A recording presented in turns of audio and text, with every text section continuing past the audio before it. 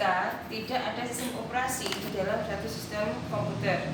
Sistem operasi itu merupakan suatu hal yang wajib ada di dalam sistem komputer. Bisa saya gambarkan siklus hubungan antara sistem operasi dengan sistem komputer. Pertama, user manusia yang mempunyai permasalahan yang ingin diselesaikan dengan menggunakan media sistem komputer. Sistem komputer, dan di sini adalah user lagi. Dia di sini itu udah pusing. Pusing kenapa? Dia banyak masalah. Masalahnya apa? Banyak tugas. Tugasnya diselesaikan dengan sistem komputer. Padahal di dalam sistem komputer, di dalam manusia itu hanya mengenal bahasa yang tidak saling mengenal. Manusia hanya mengetahui bahasa yang dikatakan dengan natural language.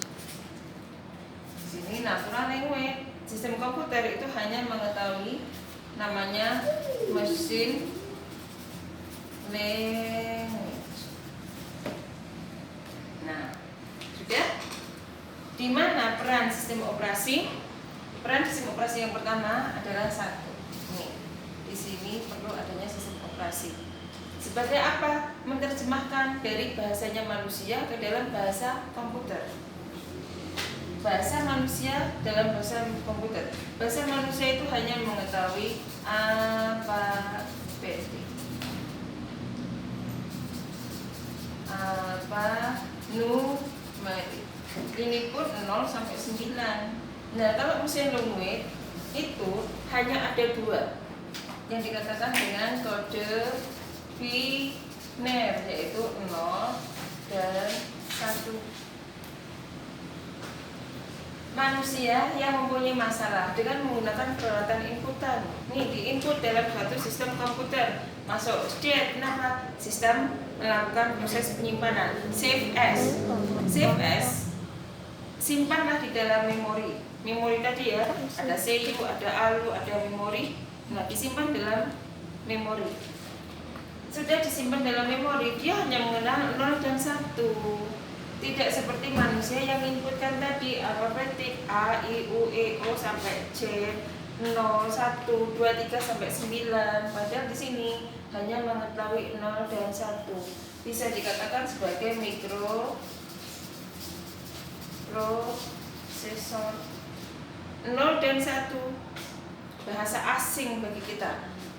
Mesin komputer menganggap kita juga bahasa asing, tidak ngerti. Maka di sini perlu sistem operasi menerjemahkan dari bahasanya manusia ke dalam bahasa komputer. Menerjemahkan. Dia sistem operasi itu sebagai interface. Di sini juga menggunakan sistem operasi. Dia sebagai interface, yaitu sebagai interpreter dan compiler. Ini untuk apa? Untuk apa?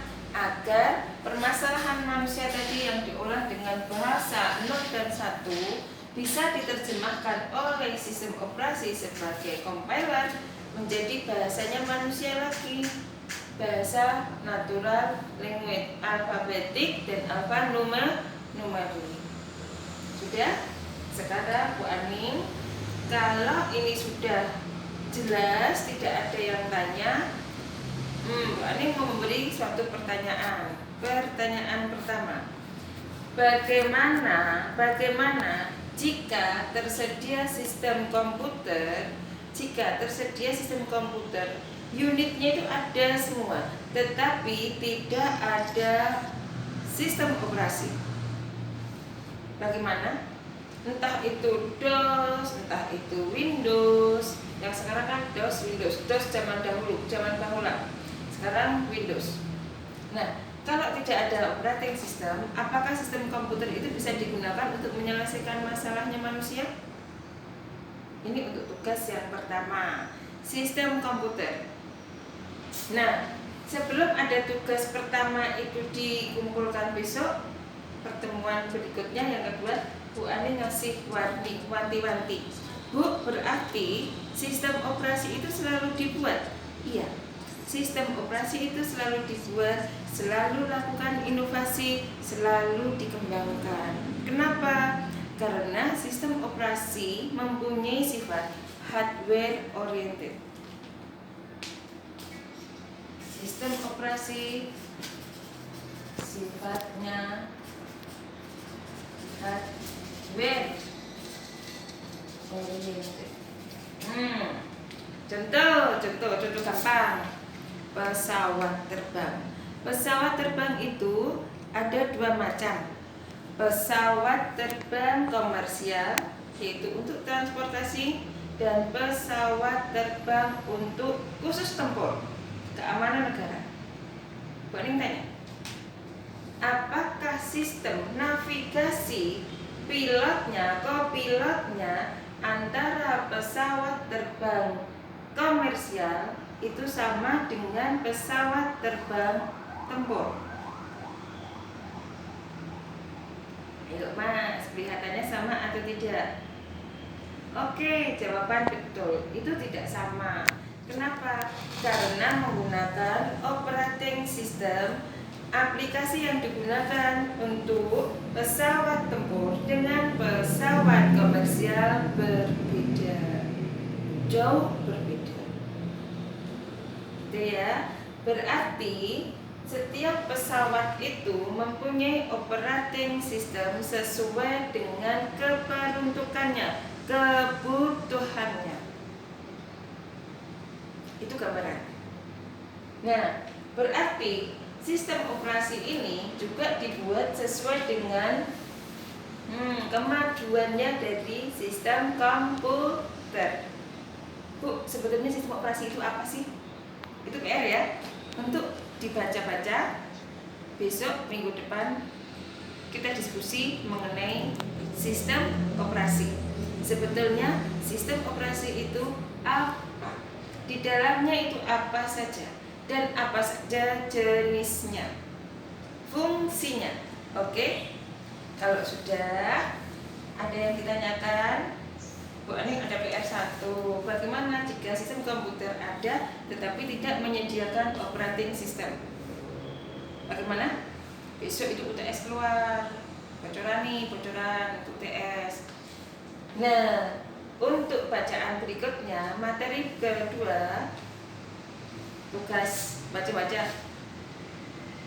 Di dalam suatu sistem operasi itu ada beberapa macam jenis. Bacalah, jenis-jenisnya apa saja.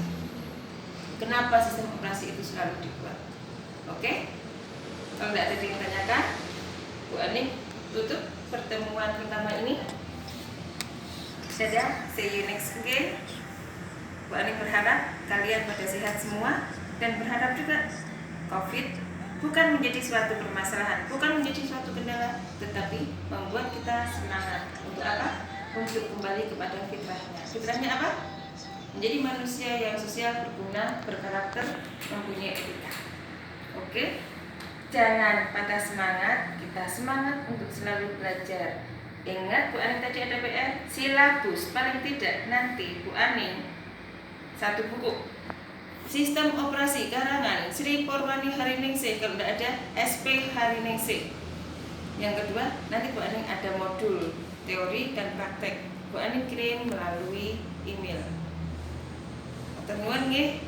Cukup sekian. Jika tadi ada kata-kata yang kurang berkenan, ada yang belum jelas, monggo boleh lewat Japri, boleh lewat grup kelompok. Dadah. Assalamualaikum warahmatullahi wabarakatuh. Hati-hati, sehat semua.